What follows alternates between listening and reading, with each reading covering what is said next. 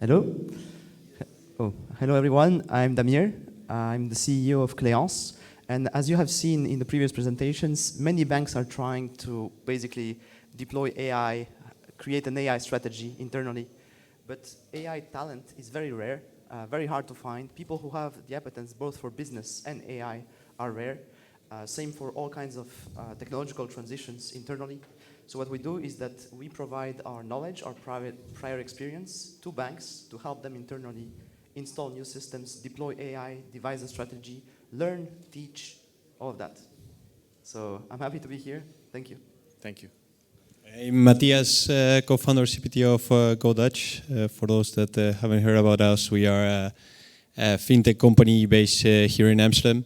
What we do is unify spend intelligence for SMEs with business accounts and corporate cards at the core. And thanks for the invite. Good to be in this panel.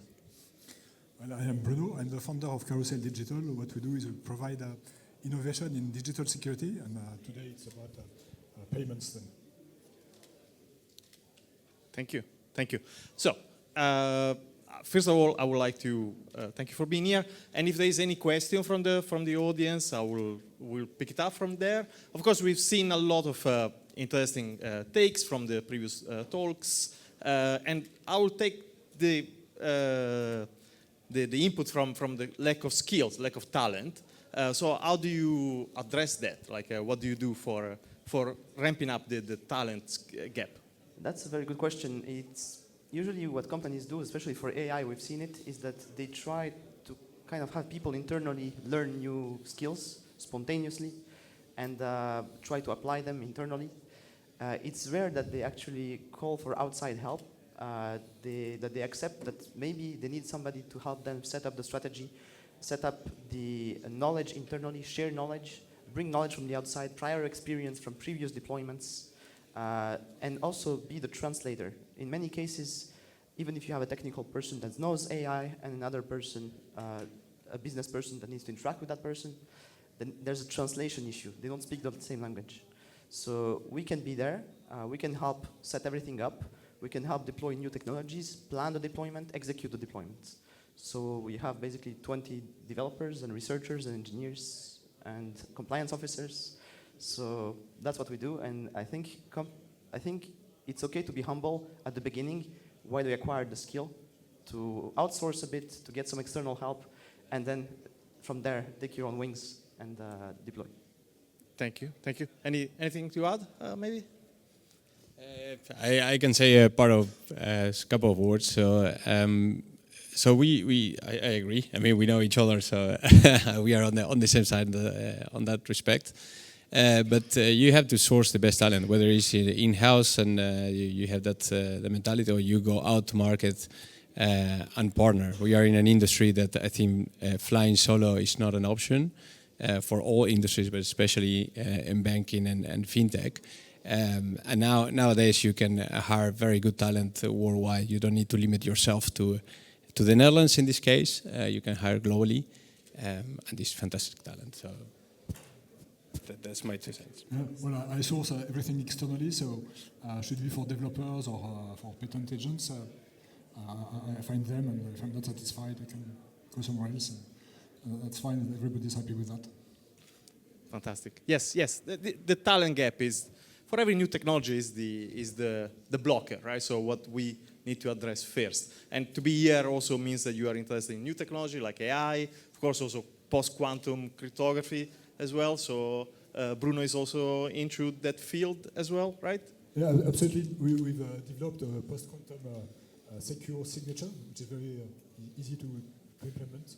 So in fact, people can program it. They can use a lot of IoT things as well to put in it. It's the mixing of the secrets into the documents, and then hashing the result, and then encrypting it with a single use key. And as a fact, mathematically, you cannot find, you cannot guess the keys you are using. So that makes it secure even with a quantum computer.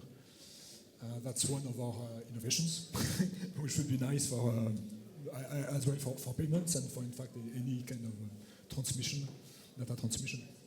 especially when the data transmission involves a transaction, like a transfer of money. Thank you, thank you. Anything to add on this, or we can move on to the next question? So this panel specifically is about edge and core banking. Of course, what's your take on synchronizing edge services with core banking? What's your experience on that? We can start. So we've seen in previous talks that there is this problem with mainframes. Remember, everything was centralized into mainframes historically. And suddenly there was this craze about making it a bit more cloud native. People tried to do some cloud. Then some geopolitical problems appeared. They got vendor locked into cloud providers. There's been quite a few hiccups there. If something gets hacked, it propagates to everything else. It's kind of an issue.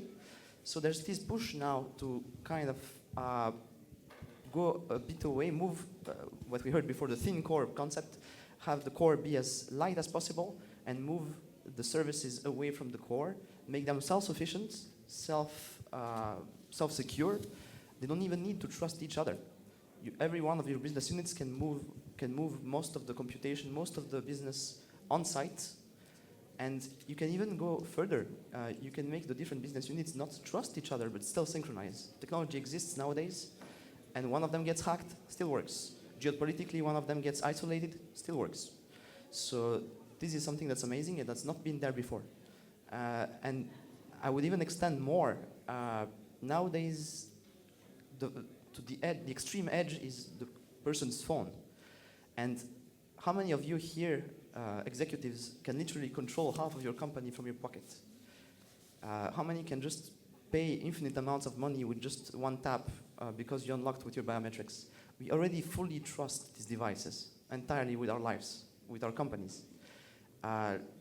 Because these devices are now secure enough, powerful enough to run AI locally, powerful enough to have secure elements, to save passwords safely, to have biometrics, to authenticate. And it's time maybe to start trusting them the same way for little pieces of the core banking that we could outsource there. Reduce the load, pre-filter, increase resilience. That's the idea of edge banking for me. Yeah, that's a very interesting take, as for example, the DORA Act teaches, right? So, and we need to increase operational resiliency. So what's the edge role in that, for example? Let me add actually what edge means for that, right? So it's in the end, where do you place probably the policy engine, right? So the decision that you can make. So what we do at the GoDutch, and the vision that we do is that basically every transaction has context, has a meaning, right? So at the moment that a transaction hits, we can automatically categorize it. We can know the VAT. We can update the forecast for the end user, and that translates into value added for the end users, right? So many banking applications nowadays keep being the same banking applications that 10 years ago. Some exceptions, of course, apply, but there is so much that can be done with the data that the bank holds, and a lot has been discussed about it. So what we are in GoDutch, and probably we are a use case or a case study for this, is we are in the middle of that transformation as well. So we do believe in event-driven architectures, the importance of shifting that paradigm from request response to events. That's essential, and that definitely translating value to the user. It takes a lot of work, but it mainly takes a change in the mindset on how to develop product. So that's where we are at the moment, and yeah, I agree. Well, that's on point, of course. So what's the one more question, of course, if you want to add more, of course, feel free. So Edge is a financial inclusion enabler, right? So the Edge is allowing to get also more people into the banking system, also more discovering new markets. So are you also leveraging Edge for that? Like, what is your take on that, for example, if you want to add? Yeah, actually, we've developed an application which is an edge application because it doesn't go through the mainframe or any internet, in fact, if it can, if you want to transfer money from an application to an application. And it's entirely secure. It only reports the things to the computer when the network is back and the mainframe is back. But you are able to transfer money from 1 to 2 to 3 to how long the chain you want, and for how many days, maybe months, and just report later when you connect to the mainframe to, in the end, switch the balance to your bank account.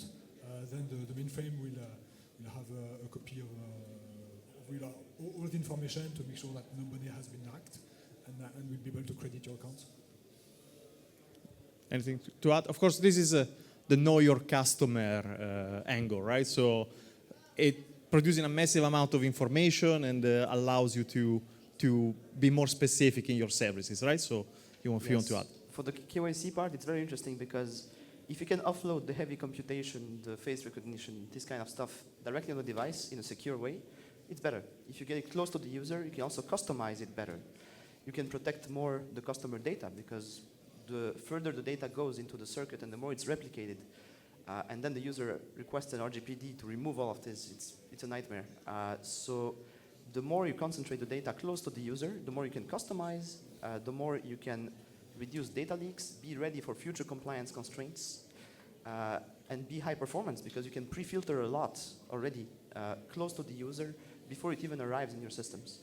So all these for me are advantages. And of course for the inclusion in general, well, you can, for me that's more the customization, the robustness, because if it works even if the internet is down, even if things don't go well otherwise, it's more resilience, even in case of hacks, it's secure and customizable. To me that's the main aspects. Yes, indeed, yes.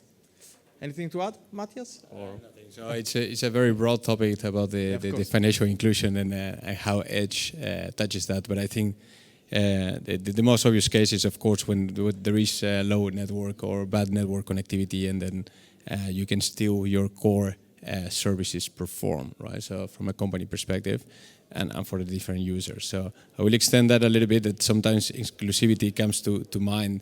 No network in a rural area where there is no connectivity in that part. I would add more from the angle of financial inclusion. Still, for example, in a country like the Netherlands, there are many key players. We play in the B2B, so business banking. Many companies still today cannot access a bank account within a day or even 10 days. So it normally takes 4 weeks to open with some of the big banks. So that's also part of financial inclusion, and improving the services in that sense will bring more people to the systems, right? So that's all we want, of course, spreading the services to most people and to include the most people. So what's your biggest challenge in adopting edge banking, Bruno, for example? Well, I think it's really people to get used to this idea that you can secure things peer-to-peer. And I think our random hash signature can do that because it comes up with very small signatures. So you would need only 3 gigabytes worth of memory on your phone, which is not a lot, to be able to do peer-to-peer communication within 100 million people country. I mean, if you use the normal signatures, it would be 100 times that. So that would make it more difficult. So that's amazing. Cool, interesting.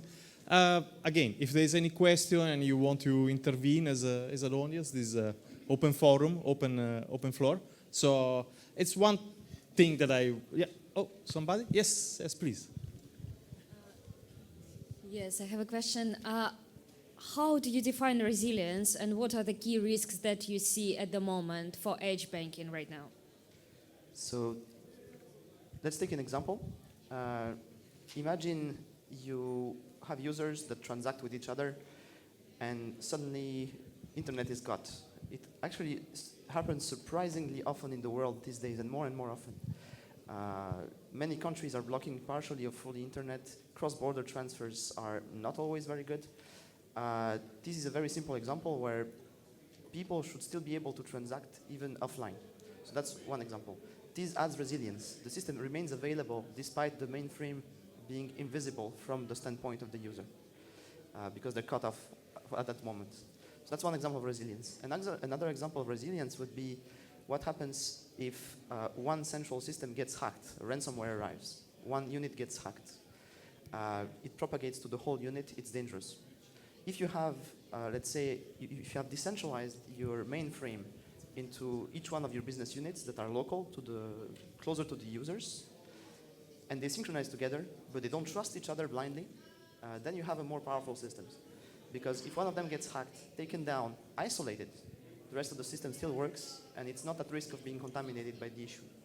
That's the same thing if there's a power cut. If there's an issue in one of them, the others still work and are still available. So these are just examples of how redundancy, trustlessness, and decentralization in general improve resilience. The extreme example of these would be Bitcoin. Bitcoin, it's very hard to take down, even if you want it. Even if half of the people that run Bitcoin start attacking Bitcoin, they cannot break it currently. So imagine the resilience of that thing. Of course, it's slow, but it's a cursor. We can choose where we put this cursor. We can go to the extreme decentralization, Bitcoin style, or we can go to complete centralization, mainframe style. But we don't need to choose either. There's a lot of in between. And of course, the more we decentralize, the more we sacrifice performance or UX in general. That's a very good one. Yes. So in an increasingly unstable world, edge and decentralization is the key to stay resilient. All right. Cool. Thank you. Well, we going towards the end of the panel. If you want to ask another question, my last question would be: if I was a CIO of a bank and I would walk away from this, what would you tell? What kind of message you want to tell a CIO that's sitting here today? I will tell them to pay me to decentralize their bank. Of course. Of course. That's a good one. So, I don't feel that I should tell what the CEO of a bank is. So we see then probably in another part of the spectrum. But in general, I think for any executive, whether he's a company owner, whether you're CEO, CFO, CIO, CTO, CPTO, really understanding the context. So there is time. Decision making is more important than ever before. So especially now that we have been discussing AI, execution and productivity has tenfold.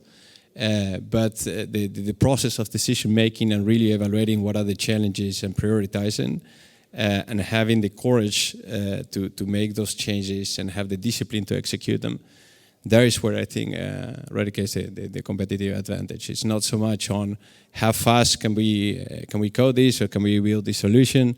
It's really making the decisions that takes not just the bank and the company, but propagates through the industry to the next level.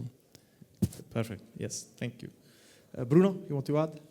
I would say be careful with the identity of people who connect to your system, because it's really a weak point to have, for instance, an IT programmer replaced by somebody else, or a cash assistant replaced by somebody else whom you will never know, actually, after he's committed his potential crime or problem.